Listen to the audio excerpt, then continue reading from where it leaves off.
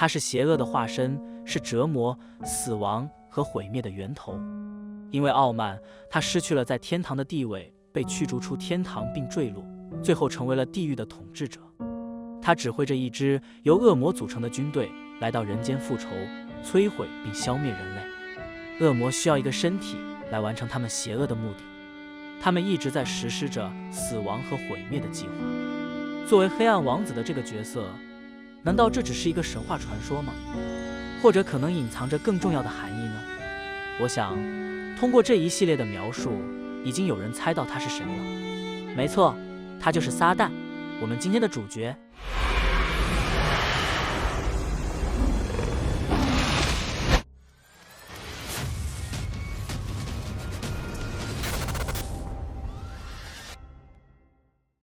对于这个角色的解读存在着很多。有人认为他可能是一个人，也有人认为他是一个神、一个天使，甚至说是一个被误解的外星人。我不知道全世界具体有多少人相信外星人曾经造访过我们，但至少这种假设并没有被科学的否定，不是吗？那么，如果这个假说是真的呢？古代的外星人真的帮助我们并塑造了人类的历史吗？如果是这样的话，是否可以在几个世纪前的故事中找到证据呢？或是一位堕落的天使成了一切罪恶的源头？撒旦的阴谋真的存在吗？人们有太多的疑问。撒旦、路西法、魔鬼，这些名字一听就会让人联想到一个非常恐怖的形象，一个有角的恶魔，其唯一目的就是腐化和毁灭人类。撒旦被描绘成了上帝的敌人，他试图摧毁善良的人类，并且使好人变坏，阻止他们得到拯救进入天堂，而让人类进入他所掌控的地狱。撒旦已经成为邪恶具体化身的总称，就好像类似于好人、坏人等标签的称呼。当我们想到撒旦时，我认为我们的大脑会有两种不同的反应。一种是，这是一个滑稽的小丑角色，统治着火焰之地的红色家伙，头上长着角，手里拿着一把像叉子的武器。但是在黑暗的一面，我认为撒旦已经变成了非常邪恶、非常可怕、令人恐惧的具体化身。它会诱使人们做出可怕的事情，是折磨、死亡和毁灭的源头。那么，这些对撒旦的看法是否正确？他真的是宇宙中所有邪恶事物的主宰吗？当然，今天我们并非讨论对或错。如今这种一元二次对立的观点，除了会让自己更加的盲目外，似乎毫无意义。就像有光明就有黑暗，好人为什么会有黑暗的影子一样。在2012年，佛罗里达州莱克兰的一座教堂里，聚集着成百上千的信徒，他们希望让驱魔师驱逐自己心中的恶魔，或者被魔鬼附身的状态。魔鬼想要报复，还有什么比伤害上帝的心脏更能达目的呢？那就是伤害他所创造的挚爱、巅峰之物人类，包括我、你、地球上的每一个人。那么，撒旦为什么要报复上帝呢？仅仅只是因为剥夺了他的神格吗？在被称为驱魔仪式的仪式中，通常需要一位神父或牧师进行神圣的仪式，以面对撒旦，不应该说他所散播的邪恶辐射，并将其驱逐回地狱。这是一个可以追溯到数百甚至数千年的仪式，在天主教会内部都相当有争议。每当驱魔师或牧师与魔鬼战斗的时候，就像是在进行一场心理博弈，心灵也会发生某种不可言语的变化。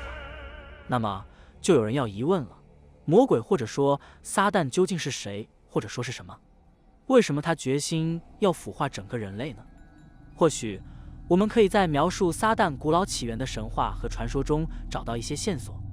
在开始之初，撒旦是由上帝在创造物质宇宙之前所创造的天使之一。当初的天使数量并不多，他们都非常崇拜上帝这个造物主。而当时的撒旦并不叫撒旦，而是叫路西法，又被称为黎明之星，是最光明的天使之一。撒旦在高级大天使中，位阶也是最高的、最美丽、最受上帝喜爱的天使之一。这些诸多光环让撒旦渐渐产生了傲慢的心理，在他的心中，自己才是上帝最喜欢的孩子。直到有一天，上帝按照自己的形象创造了人类，并命令所有的天使都必须崇拜这个人类的形象时，撒旦毫不犹豫地拒绝了。他说：“看，他们只是泥土之人，而我们是由火构成的，我拒绝这样的命令。于是他被驱逐了。撒旦无法相信这个事实，那个瞬间突然而又彻底地摧毁了他所有的骄傲。他被驱逐到了地球上，要在这里流浪，直到时间的尽头。最后由爱生恨，撒旦坠落后便开始挑战上帝。虽然在希伯来圣经中对撒旦的描述很少，即使有，也是被描绘成为一个反对者或控告者，通常被认为是伊甸园中那条蛇的灵感来源。这是圣经中的一个传说故事，上帝用土创造了亚当和夏娃，并将他们留在了伊甸园中。亚当和夏娃在这个美丽的花园中过着天真无邪的生活，享受着上帝和彼此以及这个美丽的创造。突然间，一条蛇闯了进来，它就是撒旦。根据创世纪中的记载，上帝在园中种植了2棵树，生命树和知识树，并禁止亚当和夏娃食用知识树上的果实。这也是上帝给2个人类唯一的约束，或者说律法。撒旦接近夏娃，并诱惑她吃下知识树上的善恶果实。单纯的夏娃哪知撒旦的险恶用心，不但这样做了，还劝说亚当也这样做。毕竟闯祸嘛，大家一起闯才有意思，而且2人也是唯一的同伴。这傻姑娘是被卖了，还帮忙着数钱呢。于是2个人的人格突然开始发生变化。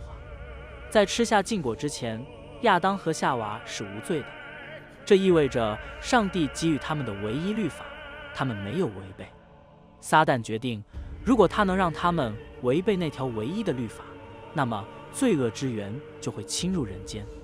当亚当吃下果实时，从那一刻起，整个人类变得自私、傲慢，并且在基因上产生了反抗权威的能力和自己真正的欲望。于是人类从而获得了善恶的知识。那么亚当和夏娃的故事是否真的是邪恶进入人间的幻想记载呢？还是存在着另一种更深刻的寓意？我们试着提出一个论点，即夏娃实际上想要成长，她想要长大，而上帝却希望他们一直处于永恒的纯真状态，也许是一种幼稚的状态。夏娃想了解这个她所处世界的一切，对她来说比服从上帝的特定命令更为重要。不然为啥他那么容易被撒旦说服呢？要知道，如果一个人真的没有任何欲望，他又怎会被诱惑？而夏娃的欲望或许就是想了解这个世界，又恰巧被撒旦洞悉了。撒旦想要将这些难以置信的智慧赋予给人类，甚至提升到神的层次，这样他就不再是孤独的反抗者了。讲到这，或许有些朋友已经从这个故事的背后了解到自己想要的真相了。我们接着往下看，在旧约中，上帝耶和华说，人类不能过快地拥有这样的知识。暗地里其实就是上帝和撒旦之间的斗争。那么撒旦引诱亚当和夏娃的行为真的是一种破坏吗？或者敌人的敌人就是朋友？还是说撒旦真正的目的是为了鼓励人类分享上帝智慧的果实？古代宇航员理论家认为，在希伯来圣经的另一本书中可能会找到更多线索。在以色列南部，这片干旱的沙漠曾经是以东的领土，一个古老的王国。一些研究人员认为，这里是圣经人物约伯的家园。根据希伯来圣经，约伯是王国中最富有的人之一，拥有庞大的牛群、羊群和骆驼。他也是最为正义的人之一，为了赎自己和家人的罪过，他向全能的上帝献祭。在约伯的故事中，撒旦路西法作为大天使，是天堂会议的一部分。在会议上，上帝经常敲打撒旦说，你看看约伯，他就非常的忠诚。这时候他俩就出现了信任危机了。而撒旦作为质量控制的负责人则回道，当然了，你给了他一切，你期望从他那里得到什么呢？撒旦开始挑战上帝的权威。他说，如果约伯受到诱惑，如果上帝收回了给予他的一切，那么约伯又将会变成怎样呢？撒旦想要说服上帝对约伯进行考验，以查明他是否真的那么善良。这就是撒旦成为第一个对立者，第一个人类考验者的地方。在这个故事中，我们可以看出撒旦实际上与上帝是一种合作关系，他是上帝的工作人员，或者说是上帝天堂会议的成员之一。上帝的天堂会议非常有趣，它是由包括撒旦在内的各种天使组成。这些执行上帝命令和愿望的先进存在，通过这个会议传达出命令。通过联想，我们是不是看到了某种神圣的官僚机构，类似于我们在公司或政府官僚机构中所看到的那种？那么，撒旦作为邪恶力量的概念可能是错误的吗？古代宇航员理论家们相信，这个故事还有更多的内容可以挖掘。答案可能不仅仅存在于希伯来圣经的书面上，还可能存在于古老的卷轴中。这些卷轴的起源可追溯到数千年前。库姆兰位于约旦河西岸。在1949年开始的一系列考古发掘中，考古学家挖掘出了数百卷古老的卷轴。人们相信这些卷轴是2000多年前的希伯来教派所写的，其中就有大名鼎鼎的以诺之书。以诺之书在之前我们就有讲过，感兴趣的朋友可以去看看。以诺书中最著名的部分之一是关于守望者的故事，记载了一群名为守望者的天使发起的叛乱。在人类的早期阶段，上帝派遣这200名天使来到地球观察人类，实际上就是充当类似保姆的职责，照顾和保护当时还很脆弱的人类。但是有趣的是，守望者开始对人类产生了兴趣，渐渐的就有天使开始和人类进行互动。这段在创世纪中只有一个简短的提及，但以诺书却详细的讲述了一个更加完整的故事。这段故事在最早期还是被接受的，不过没过多久就被教会从圣经正典中剔除，其中的寓意不言而喻。随着守望者与人类进行频繁的互动，他们就对这个新物种着了迷，并同时产生了欲望。突然间，他们对最初的想法、最初的命令变得不那么坚定了。也很好理解，当一个人在一种新观念的冲击中，很容易发生改变，会变得想要进步，在思想的融合中就会自发地产生质疑。于是，这些天使开始渴望娶妻生子，所以决定反叛、结婚生子、创造肉身，在之前上帝是唯一造物主的观念中轰然崩塌。原来自己也是能造物的。根据以诺书的记载，这次叛乱的领导者是一个名叫萨米亚扎或撒旦尼尔的守望者。这是否就是我们所熟知的撒旦呢？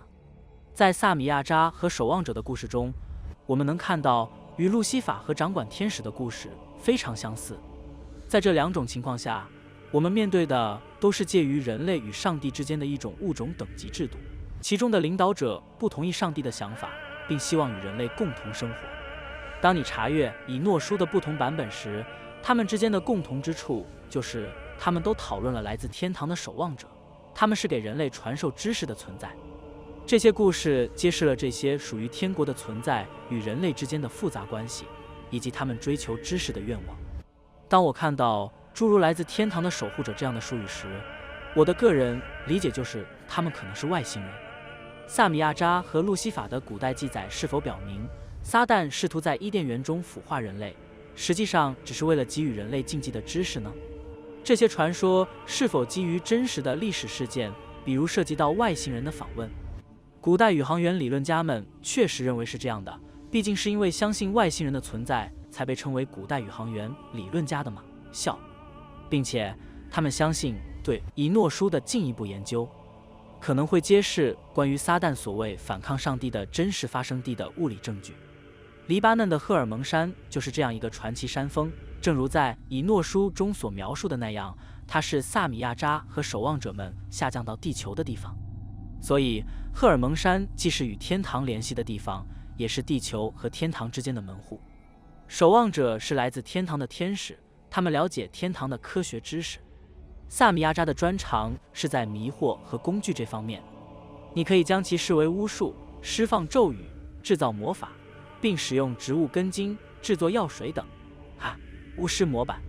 在以诺书中详细描述了赫尔蒙山是萨米亚扎教授人类魔法和医学的地方，其他的守望天使则传授了冶金、武器、占星术、科学、天文学甚至战争的知识。守望者们向人类传授了上帝禁止的知识，很显然他们想要摆脱上帝的控制，自成一派。这些故事在各个古代文化中广泛流传，都有类似这些传递上帝禁止的知识给人类的存在。并因此而受到谴责。通过萨米亚扎，守望者给予人类非凡的工具，使我们的生活在地球上变得更好、更容易。这样来看，萨米亚扎撒旦真的是个坏人吗？还是说他让人类摆脱了无知？很显然，从上帝和人类各自的角度来看，是对立的。如果撒旦是萨米亚扎的先驱，那么撒旦在这些年里是否被错误地描述了？撒旦和其他守望者是否是外星人呢？是他们给予了人类文明的基础吗？那么，如果是这样，撒旦是如何被历史所误解和曲解的呢？如果我们认为萨米亚扎就是撒旦，这将面临着一个更大的故事框架，基本上就是告诉我们，萨米亚扎、撒旦等人是来为人类消除蒙昧的存在。或许对于他们来说，这只是为了实现他们想要成为造物主的行为，但对人类来说，他们就是人类文明的神灵。那么，这样推导出来的结论将变得非常可怕。我们人类的文明并不是神圣的东西，而是代表邪恶黑暗撒旦的拥有者。正是撒旦给了我们文明的工具，成为早期人类的文明力量，就像一些古代宇航理论家们所认为的那样吗？或许我们可以通过研究其他的古代神话和传说，找到一些进一步的证据。在古代苏美尔文明中，存在着一些关于阿努纳奇非常奇特的故事。阿努纳奇被描述为半神半人的存在，从星空中降临到地球上。他们教导苏美尔人各种文明技艺，他们的外貌非常奇异，头部延长，看起来几乎像昆虫人，或者在某种程度上类似爬行动物，就像圣经中所称的看守者一样，具有蛇类特征或蝰蛇的面容。我们在全球的文化中不断发现对这些巨大的天体存在来到地球，并启迪或指导人类的提及。而撒旦本身又被认为是炽天使 Seraphim， 被描述有着翅膀的蛇或火蛇，但是炽天使这个词中包含着 Ser 蛇和 Apham 巨人的词根。难道我们所知的撒旦真的是一种外星人，一个与自己的种族决裂，来到地球与我们遥远的祖先共同生活的存在？他和其他所谓的堕落天使是不是真的是出于怨恨或者傲慢而与上帝决裂的，还是只是为了帮助人类？也许在飞龙的传说和一个被永远惩罚的泰坦的残酷故事中可以找到一些线索。尤卡坦半岛在墨西哥南部的丛林中，有着伟大的玛雅城市奇琴伊察的废墟。奇琴伊察建于1000多年前，是玛雅世界中强大的城市之一。而占据整个遗址的是埃尔卡斯蒂略大金字塔，它是为了纪念玛雅神兽库库尔坎而建造的神庙。而库库尔坎又被称为羽蛇神，一个埋藏智慧、将宇宙知识传递给人类的存在，经常被描绘成半人半蛇的形象，或者是一个人从蛇口中出来的形象。而这恰恰是基督教传统中描绘撒旦为龙或蛇形的形象描述。难道这是巧合吗？问题是库库尔坎为什么被描绘成这样？是不是因为库库尔坎在这方面并不是独一无二的？库库尔坎是玛雅神话中最强大的神之一，他从星空降临，教授人类天文学、数学和农业。这与基督教中撒旦被描绘为知识树上的蛇向人类传递禁忌智慧的故事是完全一致的。在以诺书中，我们了解到守望者被描述为有着蛇一样的脸或蛇的面孔，并向人类传递许多强大的知识。由此推断，可能在所有这些情况中，我们看到的是同一个人物或代表同一族群的天使，即撒旦或这些蛇一样的天使存在。像许多古代宇航员理论家所认为的那样，撒旦和库库尔坎的故事是否真的就是基于同一个存在呢？如果是这样，那么这个角色也可能存在于其他的古代文化神话传说中吗？撒旦是一个突然出现在人类中并教导人类的生物，这种情况不仅限于圣经中，这可以在世界上大多数文化传统中找到类似的情节。根据古希腊的传说，泰坦神普罗米修斯违背了众神，偷取了火种的秘密，并赐予了人类。为了弥补他的罪过，他遭受到了永恒的可怕惩罚，被锁链锁在岩石上，每天会有一只鹰来啄食他的肝脏。然而，肝脏会在每天夜晚的时候再生，以便鹰第二天继续享用。另一个这样的神是维拉科查，古印加人会在南美洲安第斯山脉崇拜维拉科查，他是一个强大的创造之神，降临到地球上传授天上的知识。像普罗米修斯一样，这位印加神被描述为光明的使者，在古印加雕塑中被描绘为手持2个闪电，并带着太阳做的王冠。他带来了医学、天文学和其他先进科学的知识。有没有可能维拉科查就是萨米亚扎或撒旦呢？作为一个解放人类智慧的形象，旨在引领我们走向进步和启蒙的道路。因此，我们不得不暗自思考，如此多样化的文化，为什么会有如此相似的神话传说？在维拉科查的故事中，一个从地球表面显现出来的神明，生活在人类中间，赋予我们科学知识，然后再度消失。古埃及有崇拜赛特的宗教，赛特是一个神圣的存在，像撒旦一样统治着黑暗与混沌。传说中，充满智慧的神之四处旅行，给予人类文明化和教育，这在我们大多数古老的文化传统中都有描述。无论是埃及、印加还是玛雅帝国这样的伟大文化，还是其他较小文化，这些意味着撒旦的意义超越了圣经的范围，为我们揭示了文明的本质以及这一形象在人类的发展和启蒙中的作用。那么，这些古老的神话实际上描述的是同一个生物吗？就是现在我们所称之为撒旦的堕落天使吗？但一个被认为给予人类知识和启蒙的生物，是如何成为一切邪恶的象征呢？ Lucifer 一词来自拉丁语，意为发光、发亮。在希腊神话中，这与马太福音中的灵光相关，它保留了来自神灵的光明。那些将路西法和撒旦塑造成邪恶的形象的目的又是什么呢？也许事实正好相反，它是善良的存在。所有这些人物实际上只是不同语言中的同一人物，但他们都对人类持同情态度。当我们谈论撒旦这样的存在时，并不一定是在谈论道德，而是在探索关于人类祖先的事情。在探索我们祖先的记载，他们说他们发展了文明，但并非靠的是自己，而是借助非人类智慧的帮助。在很多方面，撒旦可能是一个人、一个神、一个天使、一个外星人，只是在某种程度上被诋毁了。有不少人认为路西法就是普罗米修斯，他是带来光明的人，他是辛勤工作的神，是给人类带来火焰的人，他是给予人类认识自己、认识世界机会的人。如果圣经中的撒旦角色实际上是基于一个外星人存在，他从自己的主人那里窃取技术以造福早期人类，那么为什么他现在被视为绝对邪恶的生物呢？这很不合理。有古代宇航员理论家认为，答案可能不在古代经文中，而是在众多关于恶魔附身的记载中。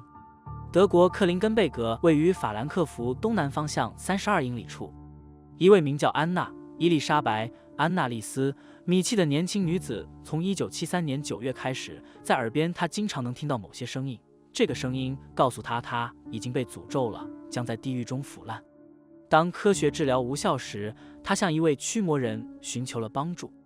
这位驱魔人名叫恩斯特·阿尔特神父，他认为安娜丽丝·米契被多个恶魔附身了，在几个月的时间里，对他进行了多次驱魔仪式，期间他表现出暴力行为，用不同的声音说话。这个案件引起了广泛的关注和争议，一些人认为这是真正的恶魔附身案例，而一些人质疑安娜丽丝·米契的精神和身体健康状况。尽管进行了多次驱魔仪式，但安娜丽丝的状况不断恶化，最终于1976年7月1日因营养不良和脱水而去世。这个案件引发了关于附身的本质、驱魔仪式的作用以及宗教与心理健康之间关系的辩论。古代宇航员理论者认为，像安娜丽丝这样的恶魔附身案例可能是与某些外星人或实体的遭遇。他们提出，这些实体包括撒旦，在早期人类看来，由于其先进的技术和能力而被误解和错误解释为超自然或邪恶。恶魔附身或许是与撒旦相关的现象中最令人恐惧和直观的一种。根据基督教传统，附身发生时，恶魔进入身体并腐化一个人的肉体和精神。对于恶魔附身的故事非常普遍，似乎几乎遍布整个地球。人们认为这是撒旦的辐射侵蚀，是真正的黑暗。可怕的邪恶能够接管一个人的身体，控制他们的思维。他们将没有自由意志，他们将完全成为黑暗力量的奴隶。恶魔在地球上显现，与人们互动，使人类受苦、受到诱惑、压迫，并对人类的身体进行伤害，攻击人类，对人类的身体和思维产生影响。附身是指，当我们将我们的低级能力交给恶魔的时候，他们接管我们的身体，并将其当作自己的工具使用。在极少数情况下，他们可以以所谓的人类灵魂的形式对多个人可见。大多数基督信徒相信，恶魔就是那些跟随路西法反抗全能上帝的天使的邪恶化身。他们有着许多别名，如贝尔塞巴、阿斯莫德斯、摩洛克和马门，致力于腐化人类的灵魂。从圣经的角度来看，恶魔来自那些在天堂大战期间与路西法一起堕落的天使，他们的目的是欺骗人类，使他们迷失，让他们远离上帝。而且他们有许多种类，他们的范围从基层的暴徒一直延伸到，你可以说是幕后掌控人类事务的知识分子。你可以想象成一个军事结构，有将军、军官、士兵等，基本上有9个层次。他们是各种级别的堕落天使，彼此服从，最终服从撒旦。在许多宗教传统中，有神圣的仪式用来驱邪，将这些恶魔从受影响的人体中驱除。鲍勃·拉尔森是一位福音派牧师，也是一位驱邪者。他声称曾经与恶魔和真正的撒旦面对面对抗过。这个恶魔是形而上的，他是看不见的，他是灵魂。恶魔没有实体的身体，所以他们无法真正行恶。恶魔无法发动战争，无法扣动扳机开枪，无法强奸任何人。恶魔需要一个物质世界的身体来实现其邪恶目的，因此恶魔寻求寄居于人的灵魂，通过人的身体性质来实现他们的死亡和毁灭计划。根据拉尔森牧师和其他基督教神学家的说法，恶魔力量是一直存在于地球上的，并不断地撒下毁灭的种子。但问题是，他们到底来自哪里呢？是地狱还是其他地方？犹太教和基督教的经典以及其他涉及恶魔主题的宗教书籍，从未完全描述过恶魔的存在本质和他们的活动地点。似乎他们存在于一种平行现实中，另一个维度，超出了我们的时间和空间连续性。他们在那里，我们在这里。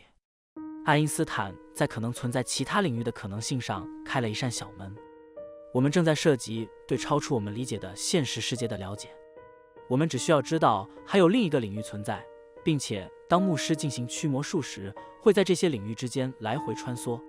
驱魔师身处于物质的自然界，但他们的灵魂也同时侵入了恶魔活动的领域。所以驱魔师们通常是从物质界跨入了形而上的界域，他们不必理解那里正在发生什么。他们的使命很简单，不是为了了解关于那个世界的一切，而是将恶魔从人类的灵魂中驱逐出去。魔鬼和恶魔真的来自另一个领域吗？那个领域可能不是地狱，而是一个真实的外星世界吗？如果是，那么他们是否真的邪恶呢？或许他们可能拥有另一个甚至更深远的目标。古代宇航员理论家认为，答案可能在《启示录》这本神秘的预言书中找到。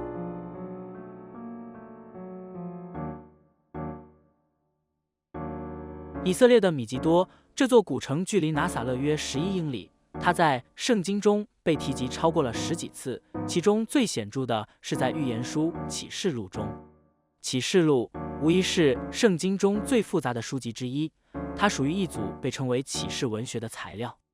这本书给出了未来的意象，所以也叫预言书。根据宗教文本，在米吉多的米吉多平原之外，全能的上帝将与撒旦和他的邪恶势力进行最后一战。这就是我们得到亚玛吉多的词源。撒旦本人将聚集世界各地的军队来到米吉多与耶稣基督对战。撒旦具现化自己的形象，利用各种技术来奴役越来越多的人类，最终他基本上成为了整个世界的独裁者。启示录进一步描述了这场战斗将在天堂和地球上进行。天使从天空降临，恶魔将在大地上四散，用火焰之剑毁灭一切。全能的上帝将向地球降下毁灭。如果我们真的以字面意义来看待启示录，那么它确实是一本相当可怕的文献，莫是不过如此。但如果你仔细观察圣经中所描述的情景，我们会看到地球上发生的灾难性事件，有地震，有火从天而降，有天使在战斗，而且撒旦还经常出没。那么，圣经中的预言是否可能不是对灾难和战争的末日预测，而是有着更深层次的解释呢？启示录给了我们一些清晰的描绘，对于现代人来说，这或许就是外星活动。想想看，我们有超自然的存在飞越星际，吹响号角，向地球投掷火焰；我们有光明与黑暗、善与恶之间的巨大冲突。在这里发生了一种宇宙的二元对立，最终涉及到对那些迷途的天使重新确立神圣权威的斗争。这是一场外星人之间的战斗吗？启示录中的圣经是否真的是在提及一场涉及银河系为了人类的最终命运而展开的战争？如果是这样，撒旦又是谁或是什么呢？他是恶魔、魔鬼、邪恶的化身吗？还是一位仁慈的外星人，试图将早期人类引领出黑暗和无知的存在？如果是这样，那么为什么撒旦会成为邪恶的力量呢？他是否是在惩罚人类，因为我们站在造物主那一边对抗他？或许他正在测试我们，利用外星技术，以我们尚未理解的方式改变人类行为。他是对手的概念，是一个说谎者或测试者的概念，结合了路西法这个堕落天使的概念，以及领导守望者叛乱的概念。最终我们发现，路西法是一个混合体，一个由所有这些不同的思想和不同的角色构成的角色，也或许只是为了寻求一起对抗上帝的伙伴。但不论怎样，他来到地球，为人类带来了智慧。从某种意义上说，撒旦并不是那么坏的家伙。没有黑暗就没有光明，没有对就没有错。这种关于撒旦作为邪恶化身的声誉，是否真的是他为给予人类科学知识而受到的惩罚呢？如果是这样，那么他的邪恶行为是否真的是对抛弃他的人类生物的一种报复呢？或者与撒旦相关的邪恶行为是否真的是一项伟大计划的一部分？一系列的道德挑战都在是为我们的下一次，也许是最后一次的接触做准备呢？